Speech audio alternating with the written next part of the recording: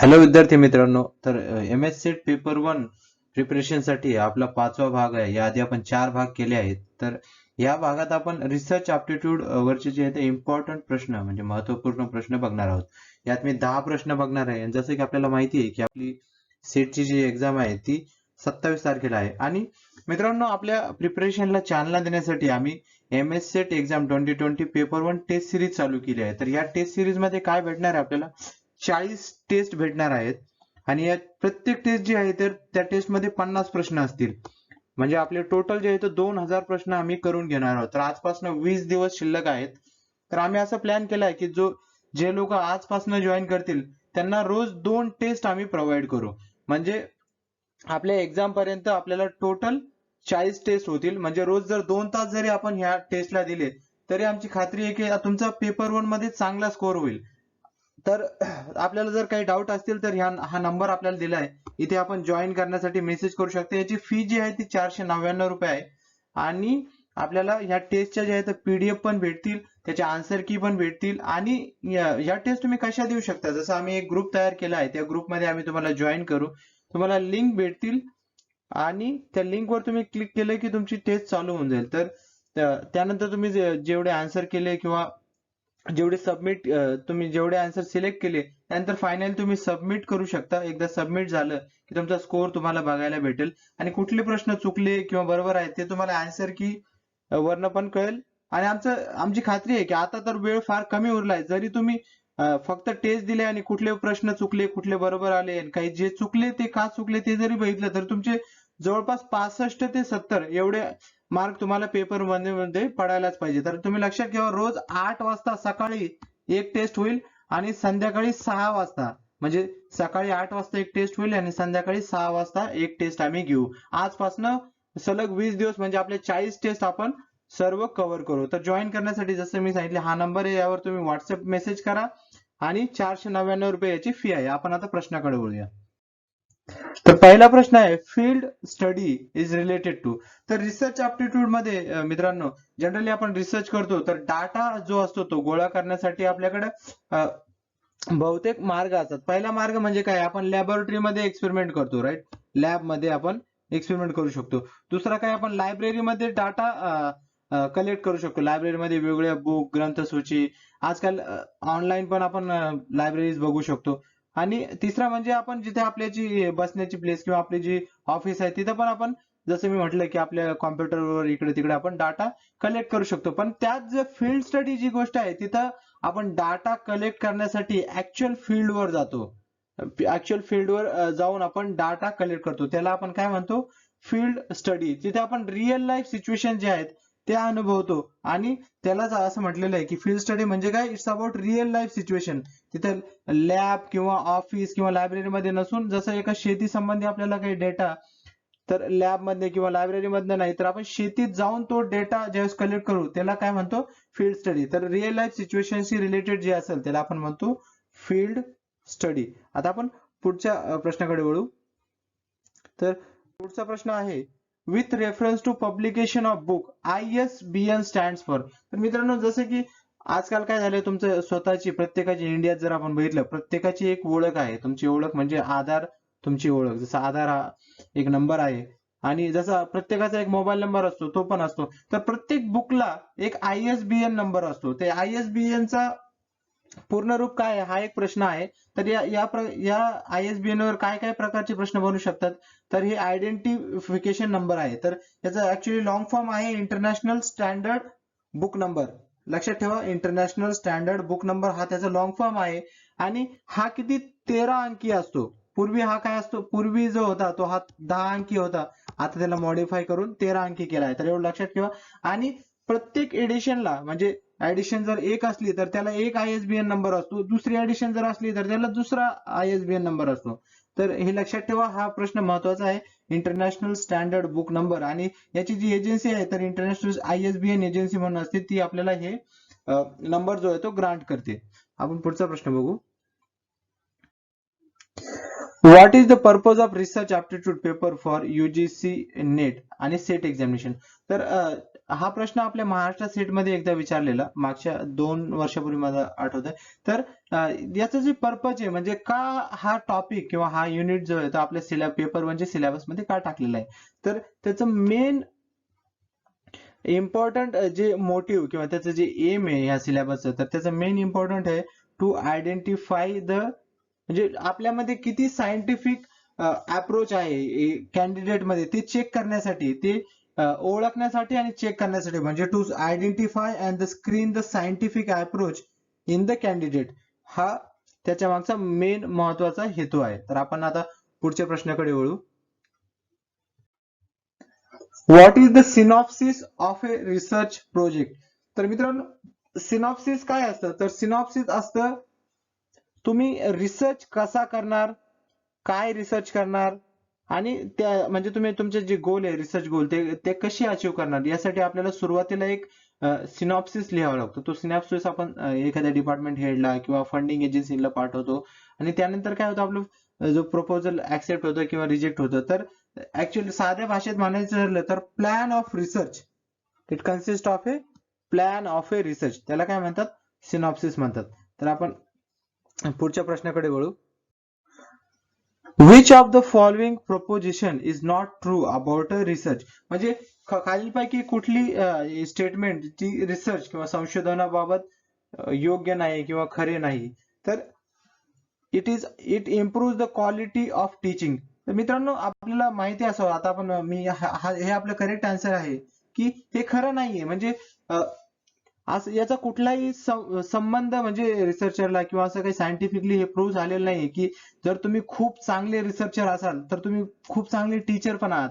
तर इथे हे प्रूव्ह नाही झालं. आणि समजा एखादा नोबल लॉरेट आहे तर तो रिसर्च मध्ये खूप चांगला आहे, त्याने खूप चांगलं काम केलंय, पण याची गॅरंटी नाही की तो खूप छान टीचर आहे. किंवा टीचिंग इज डिफरंट. हे टीचिंग म्हणजे काय आपलं प्रेझेंटेशन झालं, बाकीच्या बऱ्याच गोष्टी आल्या, पण रिसर्च आणि टीचिंग ह्या दोन वेगवेगळ्या गोष्टी आहेत. तर हे खरं नाहीये की एखादा रिसर्च मध्ये खूपच चांगला आहे तर तो टीचिंग मध्ये पण चांगला असेल. तर याचं जे उत्तर आहे ते हे it improve the quality of teaching. Research तुमचा जर चांगला असला तर तुमची टीचिंगची क्वालिटी चांगली असेल, तर हा काय योग्य आन्सर नाही. तर आपण पुढच्या प्रश्नाकडे वळू. Which of the following are the qualities of a good researcher? आता इथे यांनी काय विचारलंय की एखाद्या गुड रिसर्चरची क्वालिटीज काय असतात गुड रिसर्चरच्या. तर मित्रांनो आपण क्वालिटीज आधी बघू. Picks up the vast area and tries to understand minute detail. इथे काय मोठा एरिया तो आपल्या संशोधनासाठी चूज करतो आणि त्यात छोटं काहीतरी म्हणजे एकदम बारीक सूक्ष्म निरीक्षण आपण म्हटलो ना की सूक्ष्म निरीक्षण किंवा सूक्ष्म अभ्यास तो त्याचा करण्याचा प्रयत्न करतो. तर रिसर्च मध्ये हे नाहीये. सूक्ष्म अभ्यास हा फार महत्वाचा आहे. Research is all about minute details, right? But it's not about picking the vast area. असं नाही की तुम्ही फार मोठा एरिया चूज केला आणि त्याच्यात तुम्ही एकदम सूक्ष्म, म्हणजे ते फिजिबल पण नाहीये, टाइम टेकिंग पण आहे आणि not recommended. Pick up the specific area, हे बरोबर आहे की तो छोटा एरिया पिक करतो आणि try to understand the basic detail. तर बेसिक डिटेल म्हणजे काय, वरवरचा स्टडी आपण म्हणू. बेसिक डिटेल म्हणजे काय, अभ्यास. अभ्यास म्हणजे रिसर्च नाही, हे सांगितलं की रिसर्च म्हणजे काय, तर सूक्ष्म निरीक्षण. आणि दुसरं आपण बघू picks up the vast area, इथेच हे चुकतं. तर tries to understand the basic detail, तर हे पण नाहीये आणि हे पण नाहीये, हे लक्षात ठेवा. पिक्स अप द स्पेसिफिक एरिया हे आहे, जसं मी आधीच म्हटलं. Tries to understand the minute detail, त्यातनं सूक्ष्म निरीक्षण तो करतो, तर हे करेक्ट आहे. तो छोटा स्पेसिफिक म्हणजे एक सिलेक्टेड एरिया तो चूज करतो आणि त्याच तो एक मायन्यूट डिटेल त्यातनं तो काढतो. तर करेक्ट आन्सर काय असेल आपलं, डी. हे लक्षात ठेवा. आता पुढचा प्रश्न आहे, bibliography given in the research report. एका संशोधन अहवालात ग्रंथ संचलन काय सूचित करते? तर बिब्लिओग्राफी म्हणजे काय मित्रांनो, की जेव्हा आपण एखादा पेपर किंवा एखादं कुठलंही आर्टिकल किंवा रिव्ह्यू काही बघा, तर त्यात काय असतं, कुठल्याही सोर्स म्हणजे एक लिस्ट असते, एक सूची असते, ग्रंथ सूची आपण त्याला म्हणतो. की एखादं स्टेटमेंट जर त्यांनी दिलं की जस्ट मी आपल्याला सांगेल की सिंपल, सचिन तेंडुलकरने 100 सेंचुरी केल्यात. आता हे सगळ्यांना माहिती आहे, त्याच्याबद्दल आपण काही देण्याची गरज नाही. पण तर हेच जर तुम्हाला प्रूव्ह करायचं असलं तर तुम्ही कसं काही टाइम्स ऑफ इंडियाचे आर्टिकल त्याची लिंक द्याल, त्याला पण आपण एक किंवा क्रिक इन्फोवर आपण एखादी त्याची लिंक द्याल, तर अशी एक सूची असेल की ह्या गोष्टीतनं तुम्ही घेतलं आहे, तर त्यांनी काय काय होईल. तर जर असं असेल तर काय होईल, help those interested in further research and studying the problem from the another angle. हे करेक्ट आहे, कारण जर आपण एखादं स्टेटमेंट तिथे केलंय एखाद्याला समजा किंवा आपल्याला ते इंटरेस्टिंग वाटलं, तर आपल्याला त्यावर जास्त रिसर्च करायचं. त्यावर आपण काय कराल, त्यांनी जो रेफरन्स दिलाय, त्यांनी जे ग्रंथ सूची आपल्याला दिली ती आपण चेक करणार आणि ते परत आपण फर्दर त्याचा स्टडी करणार. तो आपल्याला दुसऱ्या अँगलने तिथे आपण स्टडी करू शकतो. आणि दुसरी गोष्ट म्हणजे it makes an report authentic. हे फार लक्षात ठेवा की समजा तुम्ही काहीतरी स्टेटमेंट केलंय, ते नुसतं स्टेटमेंट आहे, त्याला काही सायंटिफिक आधार जर नसेल किंवा कुठल्याही त्याचं जर रिपोर्ट नसेल, रेफरन्स रिपोर्ट नसेल, तर त्याचं ऑथेंटिसिटी ही कमी होते. तर ही काय करतं, आपला जो रिसर्च आहे त्याला ती इट मेक्स ऑथेंटिक. तर लक्षात घ्या, आन्सर काय असेल, बोथ. तर त्याने काय होतं, आपल्याला जे इंटरेस्टेड लोक आहेत त्यांना फर्दर स्टडी करण्यास वाव असतो आणि it makes your report authentic. आता आपण पुढचा प्रश्न बघू.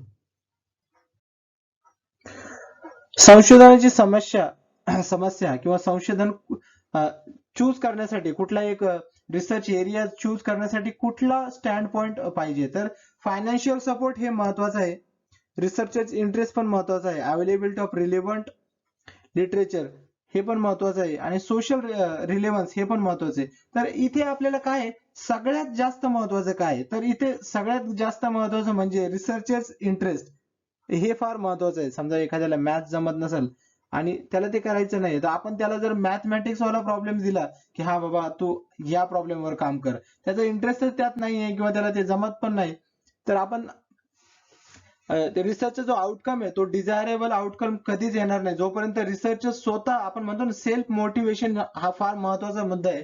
आणि जर त्याचा इंटरेस्टच नसेल तर त्याला मोटिवेशन होण्याचा काही प्रश्नच येत नाही.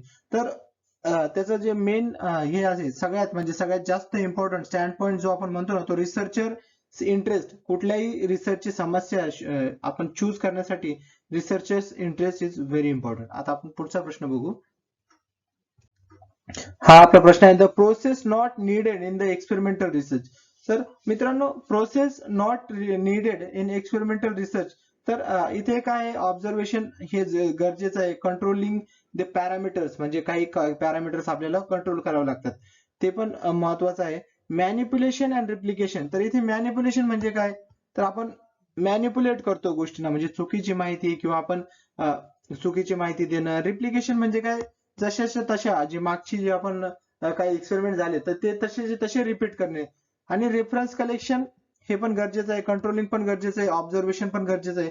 फक्त मॅनिप्युलेशन म्हणजे चुकीची माहिती आणि रिप्लिकेशन म्हणजे जशाच तसे रिपीट करणे हे एक्सपेरिमेंटल रिसर्च मध्ये चालत नाही. मॅनिप्युलेशन तर कुठल्याच रिसर्च मध्ये चालणार नाही, रिप्लिकेशन एक्सपेरिमेंटल रिसर्च मध्ये आवश्यक नाहीये. तर आपण करेक्ट आन्सर काय असेल आपला सी. पुढचे प्रश्न बघू आपण. While writing a research report, a researcher म्हणजे रिसर्च रिपोर्ट लिहिताना काय काय पाहिजे, तर must not use the numerical figure in numbers in the beginning of the sentence. हो, सुरुवातीला सेंटेन्स मध्ये नंबर यूज नाही केले पाहिजे.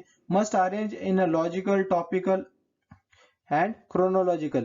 ते एक लॉजिकल आणि मुद्देसूद आणि क्रोनॉलॉजिकल म्हणजे त्याच्या आपण काय म्हणतो, क्रोनॉलॉजी म्हणजे क्रमानुसार. आणि दुसरं सी म्हणजे काय, must compare his result with those of other studies. Comparison research मध्ये फार महत्वाचं आहे, की असं नाही की तुम्ही दुसऱ्याचं त्यांनी जे केलंय तेच काम तुम्ही करताय आणि सांगताय, म्हणजे विदाउट एनी कंपॅरिझन आपण जर प्रेझेंट करत असलं तर त्याला पण काही व्हॅल्यू नसतं.